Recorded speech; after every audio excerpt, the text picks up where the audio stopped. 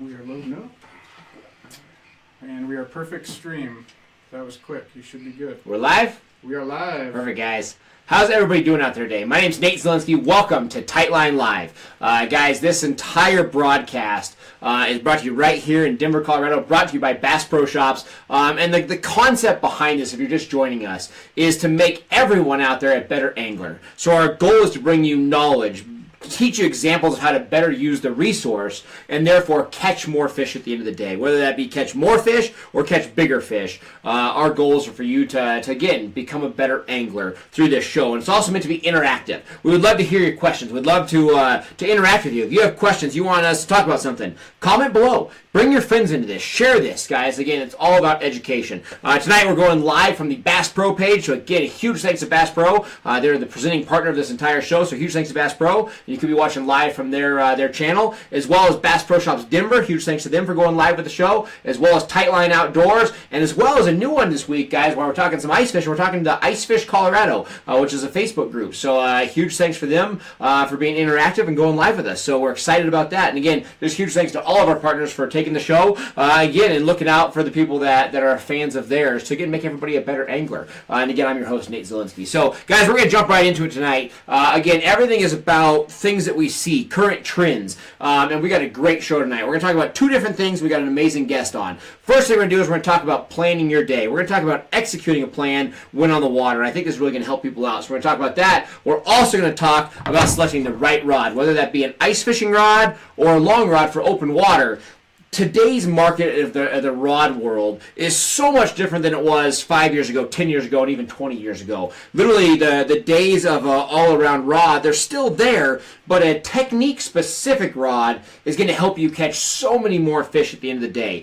So, guys, we're going to be talking about that here in this second kind of portion of the show. We're also going to be joined by a good friend of mine and literally a rod expert, Chris Granrud. So we're going to be talking to Chris, who is a rod designer, knows everything there is to know about rods. We're going to talk to him on specifically what goes into a rod and a rod specific type technique rod. Just again, make yourselves a more educated angler and therefore a more successful angler. So then we're talking about building a plan, and then we're going to be talking about rods. So I think you guys are going to enjoy that. And again, comment below here. If you guys have comments, questions, you want to get interactive, we would love to answer them. Devin here is behind the scenes.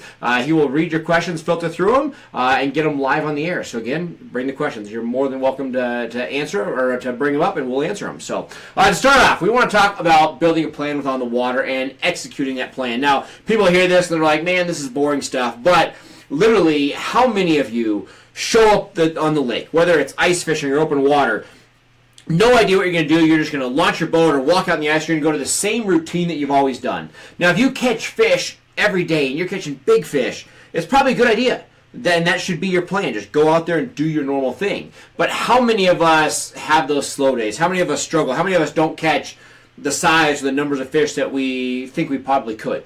A lot of us do. I mean, it's just one of those things. And I think a lot of that comes with building a plan. So whether your plan consists of literally spending 5 minutes, maybe the night before, or maybe the morning of the time that you're going fishing, and look at a map. Get a rough idea of, hey, here's some things that maybe I'm overlooking. Hey, I know the fish are biting in this situation. Let's find other areas on the lake that mimic that area to possibly find a new spot with fresh fish or more fish or bigger fish. So literally, I think having a plan is huge. Now, the reason we're talking about this today, again, we try to always have hot topics, things that are being talked about in the fishing industry. Out here west, we talked about it the last couple weeks, I personally run a very large ice fishing tournament series. So it's called Ice Addiction. We have a huge event coming up at Grand Lake. It's a new venue, multiple species of fish, and multiple contours area to fish. You're also looking at the week of the post-JC event. So if you're an ice fisherman, you've heard about the Brainerd JC Extravaganza, literally the world's largest ice fishing tournament, or second largest ice fishing tournament. It's huge. 10, 15,000 people gather on Gull Lake just outside of Brainerd, Minnesota, and they basically have the largest ice fishing derby ever. I mean, holes are 10 feet apart. There's thousands of people, and they give out $150,000 in prizes. It's an awesome event. It's a massive event. But a lot of people are talking about that event, because it's open for anything. Pike, walleye, perch, bass. I mean, you catch it, it swims, it's an option to win a prize at that event. Very much like the Ice Addiction Tournament Series here in Colorado that we're planning for here in the Western region. So with that being said, again, whether you're an ice fisherman or open water, how many of you go on the water having that plan? Because on a day-to-day basis of catching fish, it's huge. In a tournament situation, it is everything. To, again, have that concept of a general plan. Now, so many days when we go out there, we end up having to change that plan and adjust on the fly, and that's totally fine to do, but having a plan to start with is crucial to today's success. And I think that's a big thing that people need to start thinking about. So, looking at a tournament like we're coming up to this weekend, again, we run the event. I'm not fishing in this event, but you have an option of fishing rainbow trout, which we're going to assume are in shallow water. Maybe 10 to 30 feet is probably the range that these rainbows are living in on a day-to-day basis. That's their daily pattern. Then you have lake trout that are, various sizes. The bigger lake trout are going to live shallow. The younger lake trout are going to live deep. But even a young lake trout sometimes can outweigh a rainbow. But we're going to assume those younger lake trout are probably going to be in 70 feet of water all the way out to 120, 130 feet of water. So you have multiple options of fish. And you can weigh your legal limit of each. And fishing's been really good lately. So I keep talking to people, and I hear rumors, and you see things on lines and all the forums, and everybody's like, man, I'm going to go out to my favorite hole in 80 foot, and I'm going to fish lake trout. And then a lot of guys are just rainbows, and very few people have I heard saying, hey, I'm going to build a plan. I'm going to go out there and try to catch 1 or 2 or 3 of this species, and then I'm going to roll over and target 1 or 2 of this species, and really try to get the best of all worlds, to put a game plan and put some fish on the board and maybe take a check. And that's where I think having a game plan is huge. Looking at the entire situation. Hey, we know that there's a lot of fishing pressure on this lake. We know that there's a lot of anglers out there. We know that there's a lot of lines getting dropped. There's a lot of noise. So what fish are going to get spooked the easiest? So maybe my game plan should be starting with this fish because they're going to be the most nervous under the ice, so we think they're going to bite for the first hour of the day. And then maybe, hey, the fish in 120 feet of water aren't going to hear the noise, aren't going to hear the pressure, so maybe we target those fish second. Again, there's a lot of different avenues of how you build that plan, but, fishing shallow fish, first light, shallow water, they're going to be most vulnerable to noise and pressure and all that kind of stuff. Hit those fish first. Get that initial rush out of the way. Then maybe slide deeper and target the fish that aren't getting affected as much. And the same type of thing goes for species all across the board. You talk walleyes. So our guest that we're going to have on here in just a little bit, Chris Granrud, he's up there on the Rainy Lake, and he's a major pike, panfish and walleye guy. And the guy's an amazing walleye stick. With that being said, how many of you plan your day for walleye fishing accordingly? How many of you say, hey, I know that first thing in the morning these walleyes are feeding on fathead minnows or shad or shiners, and I know that they're targeting these fish in shallow water. Then as the light gets brighter in the sky, I know the bait fish maybe slide deeper or shallower, whatever the case may be in your area, and the walleyes adjust to that. So many of us have the plan of just going out there, hey, sit on structure and wait for the walleyes to come to us. And that can work and catch some fish, but if you can be proactive, you can move with the fish, stay one step ahead of those fish, have a plan and execute that plan, you're flat out, you're going to catch more and bigger fish at the end of the day. So that's the idea and the concept of having a plan and sticking to that plan and trying to execute that plan to where you're asking yourself, what are the fish doing? Where are they coming from and where are they going? If you ask yourself those small questions, look at the food source, look at a map, and put it in perspective and execute, again, you're going to catch more fish, flat out. So I always tell people, hey, just one time after watching the show, next time you go in the water, try to build a plan and see how it helps you out. See how many more fish you catch from having that plan. Again, having a plan is everything out there. Now, the next thing we're talking about here, real quick before we talk rods, same thing on the plan. How many of you, again, you have success, and how many of you go out in the morning, let's say you're going out tomorrow, going out in a couple days, and you pull up to your spot and there's somebody on it. Whether you're ice fishing and they're on your small rock pile, your reef or your weed line, or you're on your boat and you pull up and they're on your point. It happens, right? How many of you absolutely lose your game plan at that point in time? How many of you just lose all your confidence? You're like, oh man, that was my spot. That's the only place I've been catching fish. And all of a sudden that affects everything, and you go to a different spot, or you go to your backup spot, you don't have confidence, you're not happy, and therefore you don't catch fish. Having that plan is all about having that plan A, B, C, D. when you roll up and somebody's on your spot or somebody's already abused that spot or something's not right at that spot, you need to literally turn and boom, go to plan B instantly without wasting any time, without losing confidence, and immediately being able to roll in and keep that plan going and executing. So again, I know it sounds crazy, but having a plan, executing that plan is going to be absolutely huge to catching more fish. So again, next time you go in the water, think about having a plan, where you're going to start off, where you're going to finish, what the daily migrations are, and I promise you, it's going to catch you more fish at the end of the day. So now, guys, we're going to change the tables, and we're going to start talking about rods. Again, here in just a couple minutes, we're going to bring on my guest, but in today's world, the rod market has exploded. I mean, literally, again, talking 5 years ago, maybe you had 10 manufacturers of what we'd call a high-end rod or a really good quality rod. And now, I don't even know how many there are, 50, 100, whatever. There are a ton of rod manufacturers out there, and they all have something unique. And I think the biggest thing that we're talking about nowadays is the fact and the opportunity to have technique-specific rods and technique-driven rods to where you literally say, hey, I'm a jerkbait fisherman. You have a rod to help you execute and work a jerkbait better. Or you say, hey, I'm, again, like me personally, I'm a huge reaction bait fisherman. And that's my thing. When I go walleye fishing, when I go lake trout fishing, I'm all about reaction. I want to work a bait that's heavier. I want to work a bait faster. I want to work a bait with more action to trigger bites. So instead of what we call a feeding bite, I want to make these fish trigger and I want to take them. So let's just say I'm using a blade bait or a big jigging wrap or something heavy and aggressive like we're talking about. If I grab a real soft rod, so a rod that's real light, and I put on that half-ounce blade bait and I try to work it, in my head, when I'm doing this, I think that bait's doing the same thing. When in reality, when I go up, that rod's loading with the bait, so all of a sudden it's like big mushy cushion. So that rod loads when I start coming up, and I lift it up, and then that rod re-extends, and what I think is this real crisp action is actually this really mellow, boring, dull action, because I don't have the right rod for the right technique. All of a sudden, if I want to fish a blade bait and I move into a stiffer rod, so again, I have soft tip right into backbone, again, and I start working a bait with this, when I actually do this with my rod, that bait does that same thing, the same speed, the quick starts, the quick stops. It's all about a crisp, flawless action, therefore giving me that reactionary strike, and it helps me catch more fish.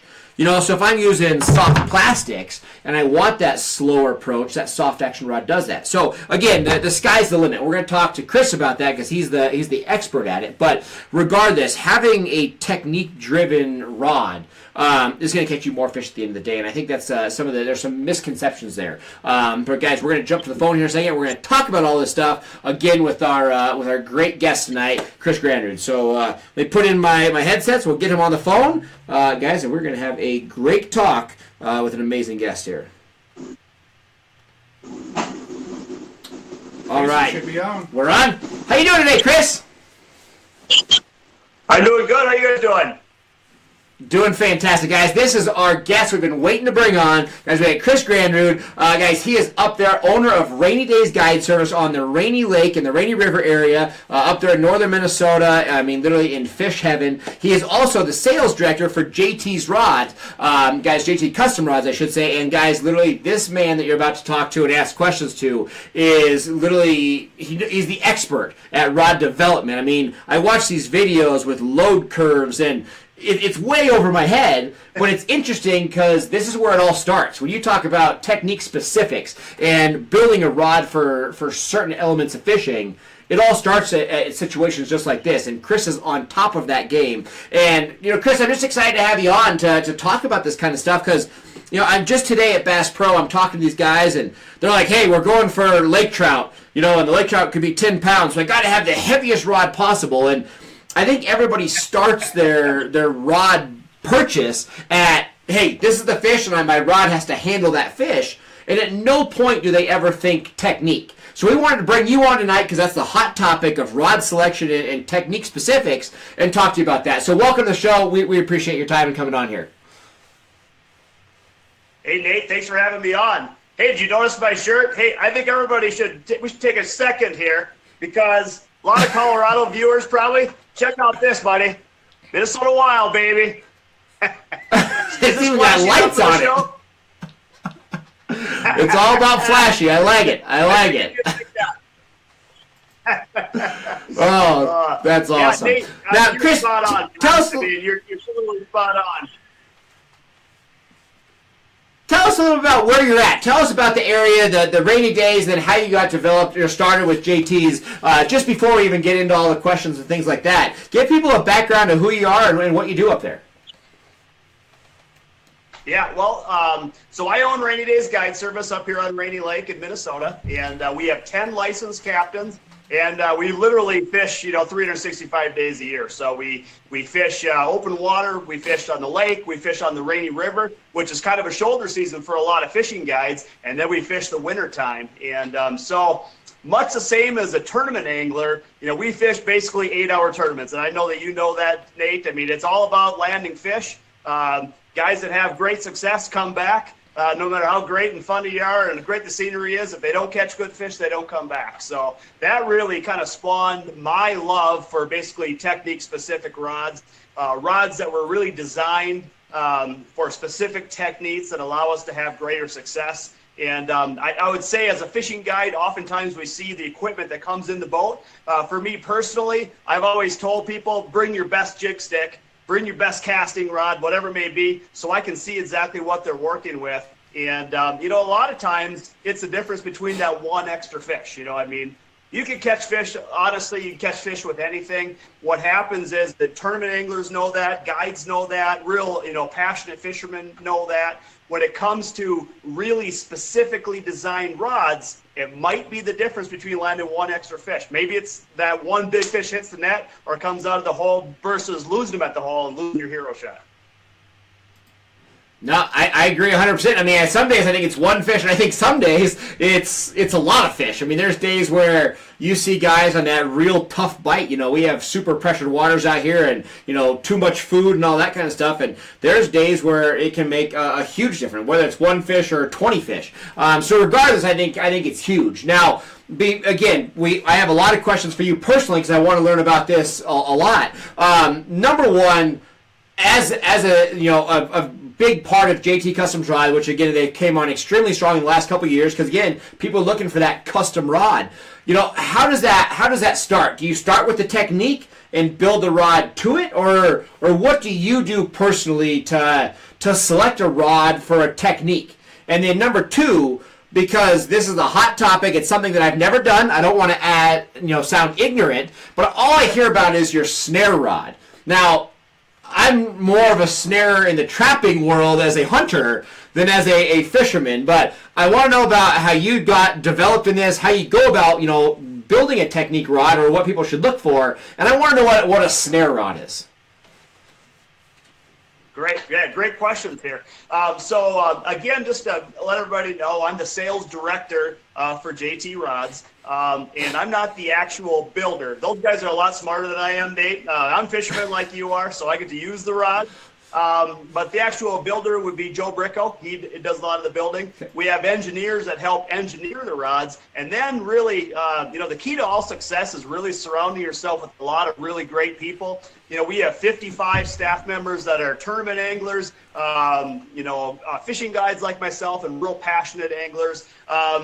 Guys from the Next Bite, Gary Parsons, Keith Cavallas, and Chase Parsons, they designed that snare rod. They're the ones that helped design that whole technique. So really, I think that part of the great success with JT has been able to just gather so many real high-end fishing minds and then put it all on paper on different ideas for rods. So that would probably kind of get me to the point when it comes to our rods, we're not trying to duplicate anything that's on the market. So basically, if we think that we can better something that's on the market or actually create a whole entirely new fishing technique like the snare rod, that's when you're going to see JT kind of get behind it. There's a little difference. Obviously, the word custom has been a buzzword in the industry as well. So, in one way we're custom and one way we're not custom. So we're not going to be the company that's going to wrap your rods in your school colors or do a rod for your wedding gift or whatever. And there's a big market for that and a lot of great rods there. Where we're really focusing our energy is going to be on the functionality of the rod to perform specifically on the ice. And in all honesty, I know for myself personally, and I know a lot of our guys, we don't really want to put our names behind something unless it's going to be a proven winner. And so we test the rods and make sure that when they go out on the market, we know exactly how it's going to perform in that, a particular situation. Excellent, excellent. Now, while we're talking about it right now, walk me through the snare rod. What's the concept of a snare rod? What do we do with the snare rod? And then I want to talk about, on a daily basis, you as, say, a walleye guide. We have a lot of walleye fishing watching the Midwest, out west here. Walleye is a hot topic. Talk to me about walleye rods in general. How does a technique-driven rod, again, start? And talk about open water. Let's just say, whether it's JTs or something that we can pick up, at Bass Pro Shops here. Walk me through what you do on a daily basis that increases your daily catch with, technique-specific rods. Okay, let's talk about that snare rod. This is the rod that was featured in Fisherman magazine. It's probably one of the hottest rods out on the ice fishing market right now. We clearly can't keep this rod in stock. I get the glorious task of forecasting rod sales, and it's just been absolutely impossible to do. Basically, what this does, Nate, in a snare rod, this is our walleye snare. We've got a walleye snare rod, and we've got a panfish snare rod. Now, the walleye snare, basically, you'll set that in a cradle-style rod holder. You can set it out remotely as your second rod. Some states you can use more than 2 rods. Here in Minnesota, you can only use 2. But instead of using a dead stick or a tip-up, this snare rod is going to be set out remotely, and it's so light and sensitive. When a walleye picks up that bait, it'll grab it, and a lot of times it doesn't feel anything. Now this is going to be versus a lot of times a tip-up. So a tip-up having a tripping mechanism, a lot of times that trip, a lot of times for walleyes, especially here on Rainy Lake, we notice, they'll dump that. So here, they grab that bait, they'll slowly start to fade down with that tip, and they'll start to swim away, really still not feeling any kind of action. And then they'll also feel the resistance, and they'll literally will snare themselves. So a lot of times, we'll actually watch these across the ice, and the fish will be literally just pinned up, where you just actually reel the fish in. Now, the snare rods, both the panfish snare and the walleye snare, are much more effective when utilized with the hot box, also made by JT. Basically a mechanism that heats your hole. Now you can fight a fish with the rod and reel versus goat roping your fish up, and definitely more effective. And then, the other one would be our panfish snare. For years, we've guided really big crappies here on Rainy Lake, and I've used one fishing rod for many years. The second rod was completely useless. You couldn't use the tip up. There's no way to use it. Now, that panfish snare that we have is so sensitive. Here it is right here. Those crappies, and that crappie bite, a lot of times it'll just like move that tip like an inch, and it'll sit there, and they'll slowly fade away with it. And this thing pins up crappies. Literally over the last 2 or 3 years, I've caught probably 70% of our big crappies on the panfish snare, to a point that I think that many times I thought maybe I should just use a snare rod. I think I'm a pretty reverse jig fisherman, but the snare rod is so effective. And I think what happens is, as anglers, and especially guys, we really want to make it happen. If it's a tough bite, then we work a little bit more aggressive. I see it in the boat all the time. I see it on the ice every time. If it's a little bit of a slow bite, immediately as something comes into the screen, we're starting to work the bait a little more aggressively. Where this thing can just kind of sit out all by itself. No traffic out there. You can cover more ground, more structure, and it's so sensitive. Those perch and those crappies grab that thing, they can't feel anything. And by the time they reposition that bait in their mouth and feel it, they pin themselves up. And a lot of times you're running out to this. This basically about as dumb as you can get, really. The fish are just hooked up. Guys that are fishing areas like North Dakota and South Dakota, they can use multiple lines, total home run.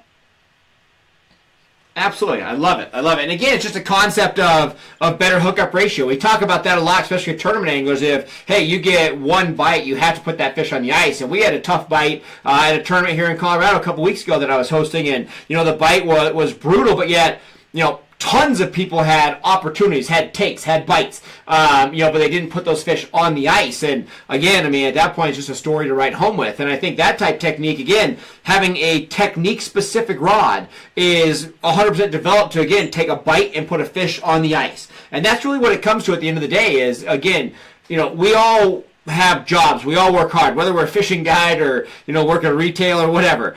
Everybody's time is precious. And when you do get time to fish, making the most of every opportunity. And again, whether that's 100 fish a day or 1 fish a day, making the most of opportunity and landing as many fish as possible is what it's all about. And that's really where I think the technique-specific rods are huge. And that's where it really comes into play. So that's, again, it's all the idea of working a bait in a specific manner. Now, you field a lot of questions, obviously, for this type of thing, and that's where we always talk about, everybody's like, hey, this rod, I got to have a rod big enough for a 5-pound walleye or, 10-pound lake trout or whatever. And again, it should always start with technique. And that's where I think everything, when I'm hanging out at a retail shop, when I'm at Bass Pro, and people are like, hey, I need a rod, I'm walleye fishing, I always ask, hey, how are you going to catch them? Are you a jig fisherman, a crankbait fisherman, whatever? Because again, it starts with the rod, and specifics for the technique itself is where it all starts. Because again, everybody worries about landing the fish. Everybody, again, hey, I got to have 10-pound tests, I got to land this giant fish. But if you don't get a bite from that fish, you don't have to worry about landing that fish, because it all starts with the bite. You have to get the bite, and having the right rod to get the right bite, and then therefore getting the right hook set. Then it comes to landing the fish. But landing the fish is almost the last thing you have to worry about, because you got to get a bite and you got to hook the fish first, and that's where it all starts. And technique specific is how you do that. Yeah, no, that's 100% correct. That kind of leads me into a little bit in regards to our panfish rods. One of the questions we field, most common question is, I need a panfish rod, I need a crappie rod. What's the best rod for me? And really, like anything, until you did your fact finding, and this is why we have a big staff, because honestly, we need to make sure that we're, giving you a rod that's going to be conducive for what you're doing. So for example, in our panfish rods, a good example, if you're a microplastic fisherman, which a lot of guys are when it comes to fishing bluegills or crappies or perch, whatever, they're using a small tungsten jig with a Mackie plastic, whatever it may be. Typically speaking, it's going to be a visual bite. So when I was younger, I used to be able to do a lot of line watching. And that's basically how I did it. I don't think there's any more effective than line watching, but somehow over the years, the line seems to have got farther away from me, where I can't seem to watch the line anymore. So now what I'm basically doing is I'm watching the end of my run.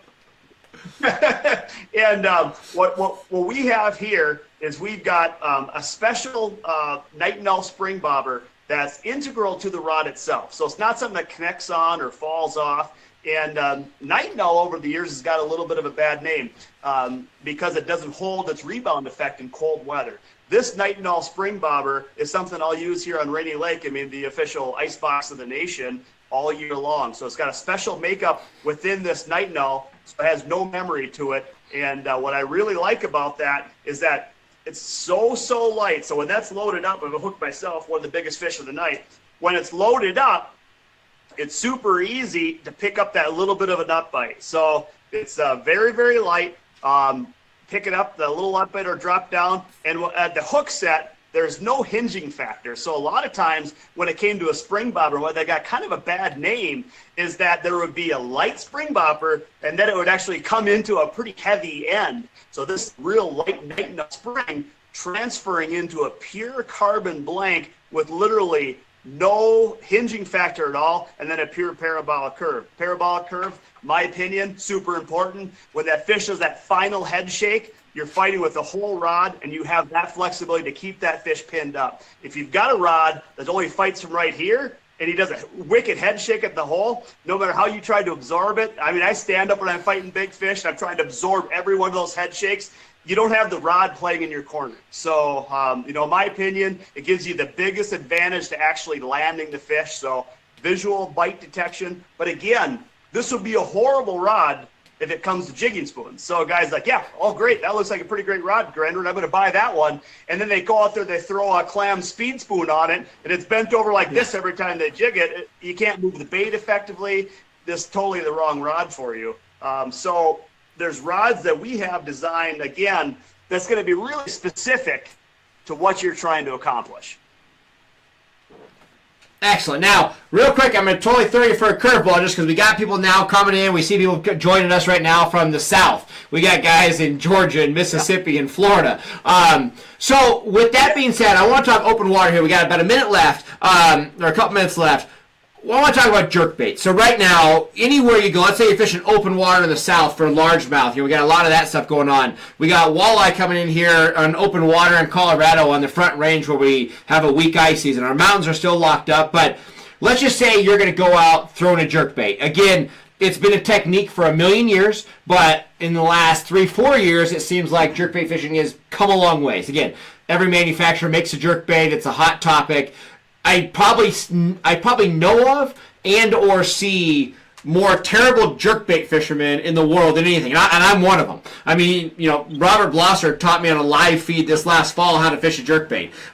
To me, I put a jerkbait on the line counter, I cast it out, and I troll it behind a planer board. That's how I jerkbait fish. But regardless, with it being a topic of cold water and a topic of if you have water, you can catch fish on it. So when you're talking, let's just say you're going to go out there and throw a jerkbait. In your specific mind, somebody who knows rods, what do you look for in a jerkbait rod? Again, let's just say I'm a largemouth fisherman in the South. I'm a walleye fisherman at springtime, when they're feeding in low light periods.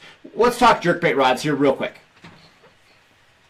Boy, thank you. This is right in my wheelhouse. I mean, this is my absolute favorite bite. So we fished jerkbaits aggressively early season, so it's my favorite bite. In my opinion, you need a feel rod here. So this is our JTX. We do have a full line of rods from long rods to short rods here, but the JTX has got great feel. So it's got it's not a gummy tip, if you will. So when you're working a stick bait or jerk bait, now we'll use suspending stick baits or jerk baits, and you're going to want to keep contact with that bait. And I've seen it 100 times. If you don't have great energy transfer through the tip of your rod into the palm of your hand, that walleye bite especially is like a tick. That's it. It's a tick. So if you're making a swing low and you're dropping some slack, or maybe you're using mono, or you've got some stretch there and you can't feel that bite, you catch no fish.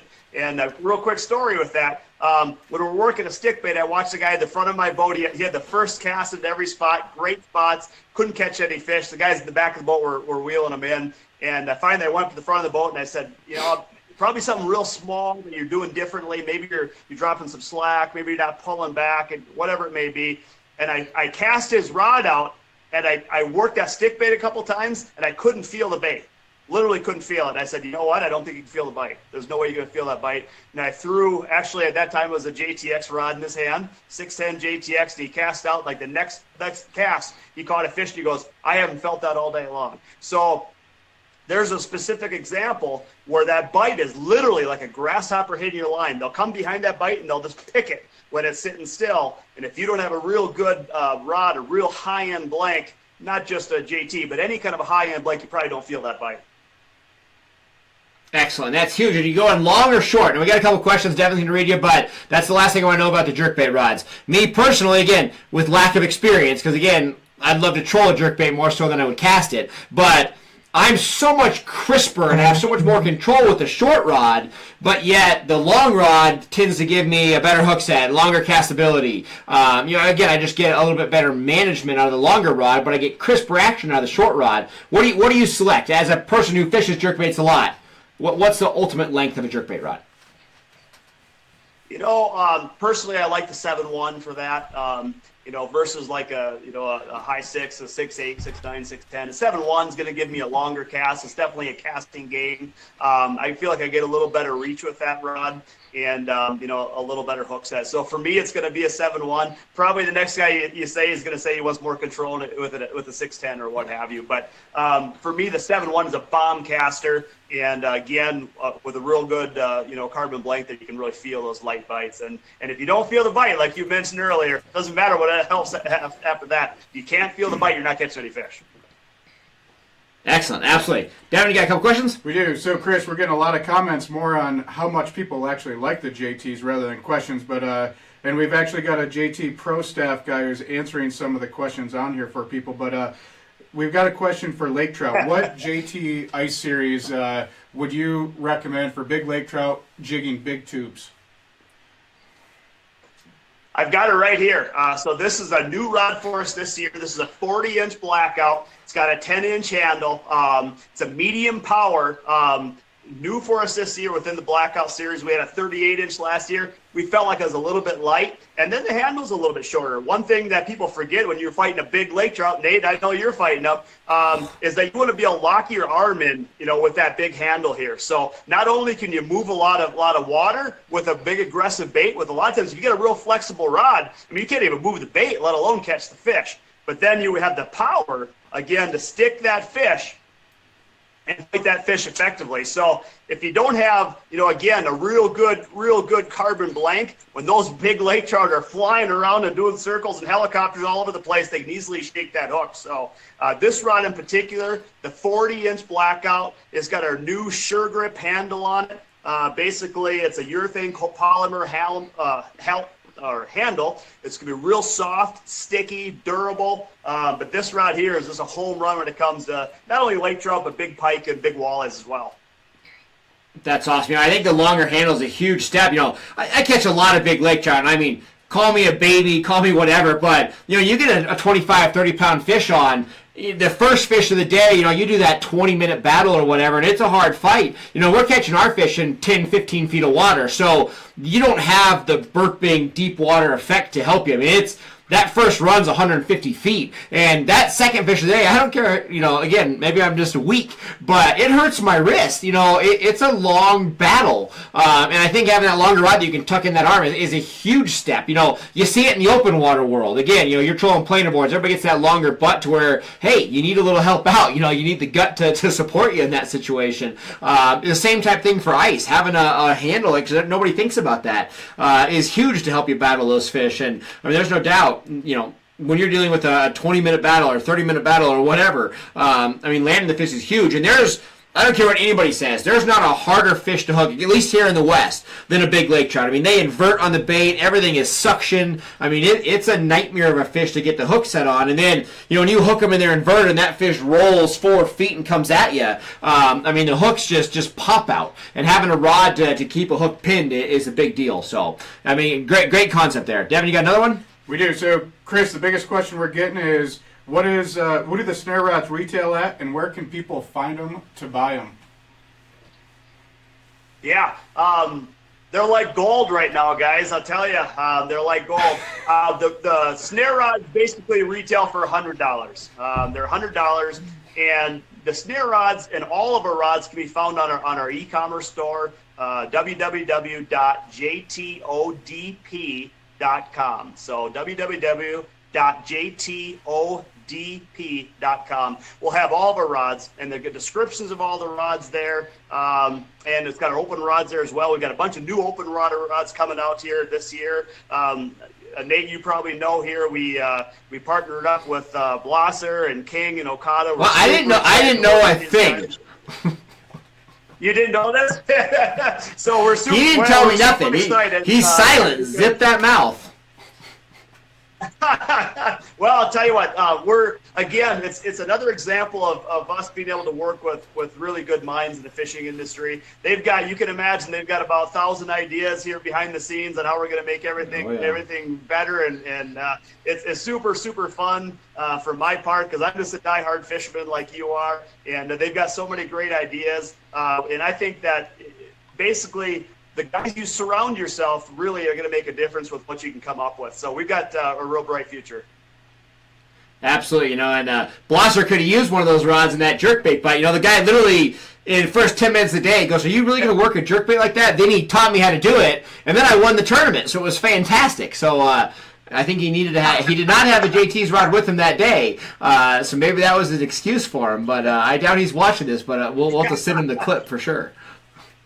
So, yeah. Last thing here, Chris, real quick before we go, how do people get more information about you? Let's just say they want more education. Go to your Facebook page. Give everybody the outlets of where you personally are, if they want to follow you as an angler. Yeah, absolutely. So I own Rainydaze Guide Service. You can go to our Rainydaze Guide Service page. We have a Rainydaze Guide Service page that's really active on Facebook. That obviously we handle all of our fishing excursions there.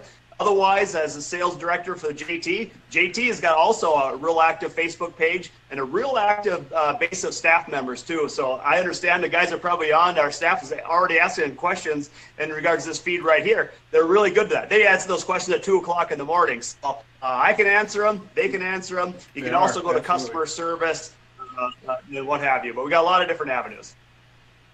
Awesome. Chris, thank you so much for coming on tonight. I know I've been bugging you trying to come on. We appreciate the time. I know you're crazy busy on the water. So thank you for coming on tonight. We appreciate it. Hey, thank you guys for having me. I really appreciate it. Absolutely.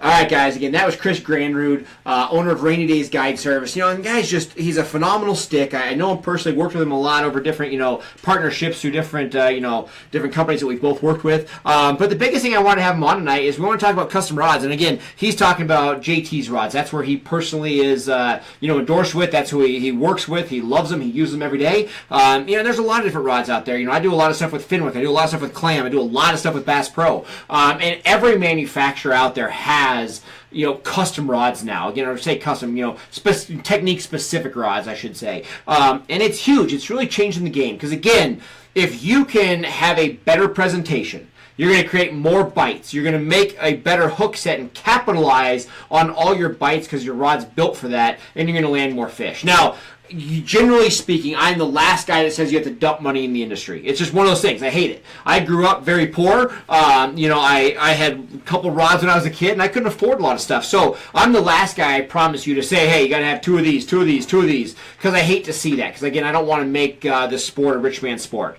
But as you slowly buy new rods, if you can have, again, technique specific. And my jerkbait rods, again, I'm not a great jerkbait fisherman, but my jerkbait rods are the same for walleye, for lake trout, for rainbows, for bass. All my jerkbait rods are the same. So it's not like I have to have 20 different rods, but again, a technique specific rod, because again, I can land a wide variety of fish and sizes of fish on the same rod. It's all about the technique. So again, my jigging rod, when I'm pitching plastics, I'm all about a short rod. Again, I go against the curve. I'm all about a short rod. So when I'm jigging, throwing jigs in plastics, I use a 5.9, super short rod. But with that being said, my jigging rod is the same jigging rod for smallmouth, for walleye, for rainbows. For all my species, I use the same jigging rod. Because again, it's all about that technique. So even though I guide, 9 or 10 species of fish, when I personally fish, I fish, 10, 12 species of fish. I could easily have 200 rods, but I break it down to technique and, again, not so much species. So again, I have technique specific rods. It gives better presentation, creates more bites, and I land more fish. So again, at the end of the day, all of our goals is to catch more and bigger fish, and technique specific rods do that. Guys, I hope this helped you out. Comment your questions below. Again, everything we do is topics of the industry, things that we're hearing about on the water where you're at now. Things people bring questions up, so that's what we talk about in this live feed. Right now, if you have certain things, send us a private message. Again, my name is Nate Zelinsky, Tightline Outdoors, but if you have something you want to hear us talk about, hey, I have questions about jerkbaits, I have questions about XYZ, comment below, comment on this feed, send me a message. It's all about you, the angler. We want to make everybody more successful. We want to allow everybody to catch more fish. And again, just enjoy the great sport of fishing. That's the idea. Again, conservation in mind. Again, we want the overall situation that you're in the fishing world to thrive. So again, that's where it's at. So that's the idea of the shows. Again, we hope you enjoy it. We are live every single Tuesday at 5:30 p.m. Pacific. Again, so no matter where you're at in the country, we're in the Rockies region, we're going live at 6:30. But again, every single Tuesday, you can count on it. We'll always have a guest. We'll always have great topics. So again, send us what you want to talk about. We'll talk about that. We'll bring in an expert in the field of that, different situation or topic you want to talk about. Guys, we'll bring it live. And again, we cannot do this without Bass Pro Shops. Huge thanks to Bass Pro Shops for being our presenting partner here. Also for allowing us to go live from their page, as well as the Bass Pro Shops page regionally at Denver, Colorado, as well as Tightline Outdoors and Ice Fish Colorado for joining us tonight. So guys, huge thanks to them. And again, I'm your host, Nate Zelinsky. Producer is Devin Menino. Guys, huge thanks to everybody for being a part of this tonight. And again, if you like it, always make sure you text the keyword Tightline, T-I-G-H-T-L-I-N-E, to 33222. Again, Tightline to 33222. Also, I think we're going to be going live from the field as you just said, and we're going to be doing pre-recorded clips on the Absolutely. live video. If there's a fish specific that you'd like us to target, techniques you would like us to do, comment that, send us messages, and we'll do it live the week Absolutely. of the show. Yeah, hey, talking jerkbaits. You say, hey, I got to learn how to fish jerkbaits for walleye. We'll go out in the water, we'll shoot a jerkbait clip, we'll air it right here on this live show, and then we'll talk about it and answer your questions, guys. We're going to start doing a lot more in the field. We've been crazy with tournaments, but again, we're going to go live from our tournament that's coming Saturday. So you want to learn more about tournament fishing, you want to learn more about ice addiction, make sure you stay tuned to the Tightline page is coming Saturday. And guys, again, we're going to bring you a lot more information. So again, always text the word Tightline, T-I-G-H-T-L-I-N-E, to 33222. We'll send you a notification when we go live. Also, if you're watching from any of these other pages, make sure you go to the Tightline Outdoors Facebook page, give it a like. Again, you get a lot more information, a lot more education. So again, hopefully this all helps you out. And again, I'm Nate Zelinsky. Guys, we'll see you next week. Huge thanks to Bass Pro Shops. We'll see you soon.